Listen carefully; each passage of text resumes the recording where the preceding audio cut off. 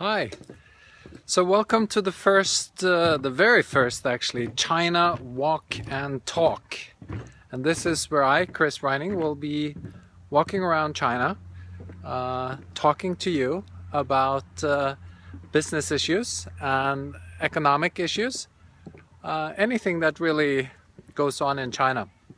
And it's also an opportunity, of course, for you to have a look at China and what's it like to work and live in China. So today is a beautiful fall day here in Beijing.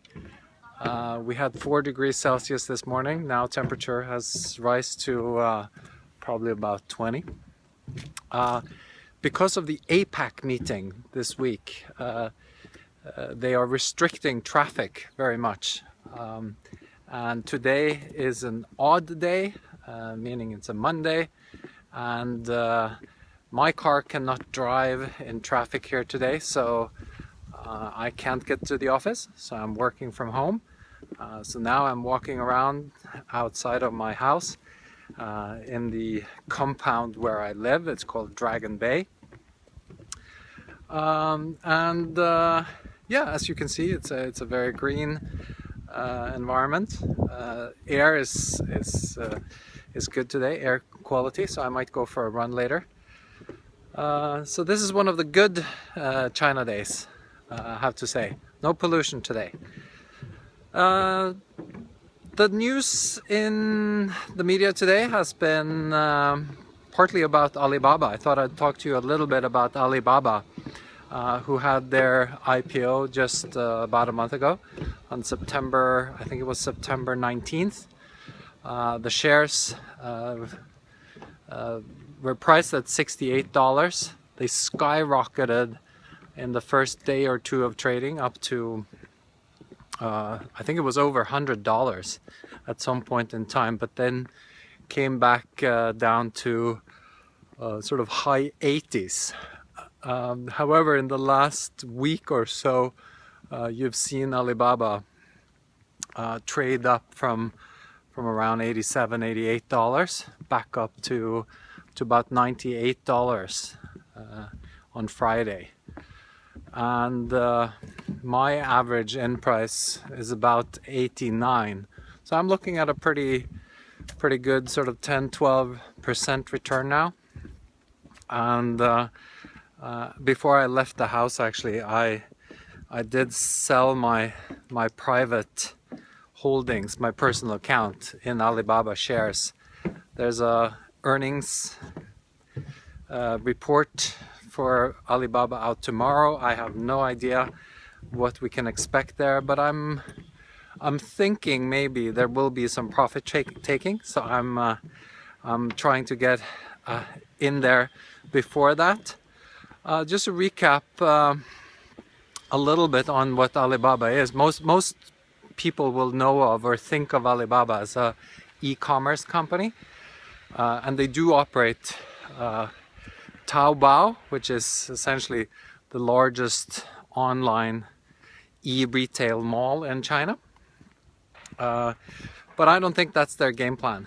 I think Alibaba doesn't see itself as a e-commerce, e-retailing business. I think they see themselves as much a competitor of Apple and Samsung and Amazon and eBay and Disney as anything else. And that's actually more or less evidenced by the founder, Jack Ma, who's been in the US the last couple of weeks, I understand, looking at acquisitions in the US, investment opportunities, looking to aggregate content, and people are, I think, mistakenly thinking that Alibaba is looking for ways to further bring Chinese cheap goods to America or to Europe.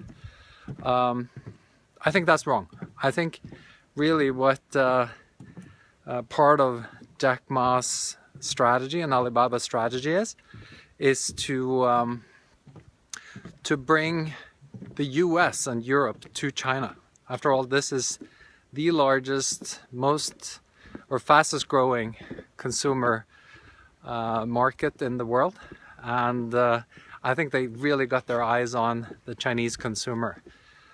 So that's why I think they're looking for content in Hollywood. They're looking for technologies, everything in entertainment, in health, in sports, in music. Across all those industries, I think Alibaba will be a serious contender and serious player.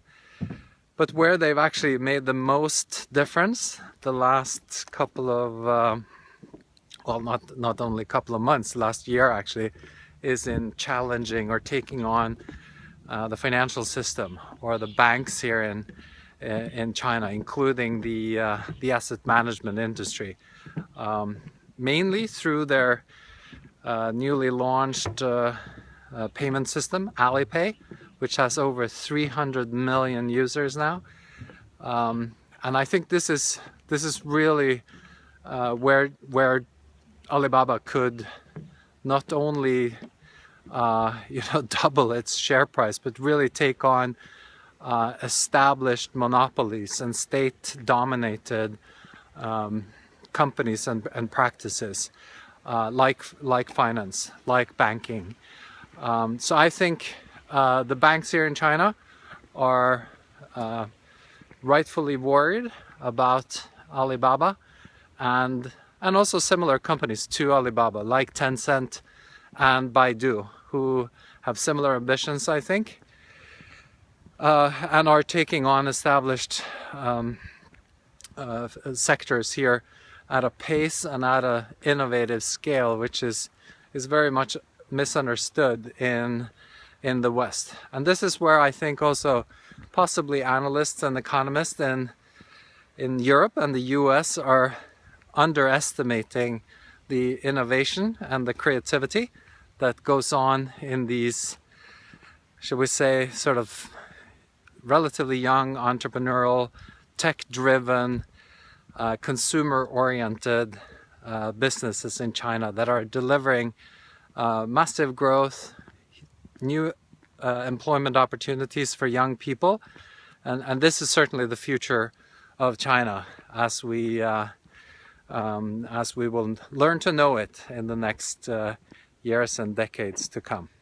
All right, that's it for the first episode of China Walk and Talk. Have a great day. Bye.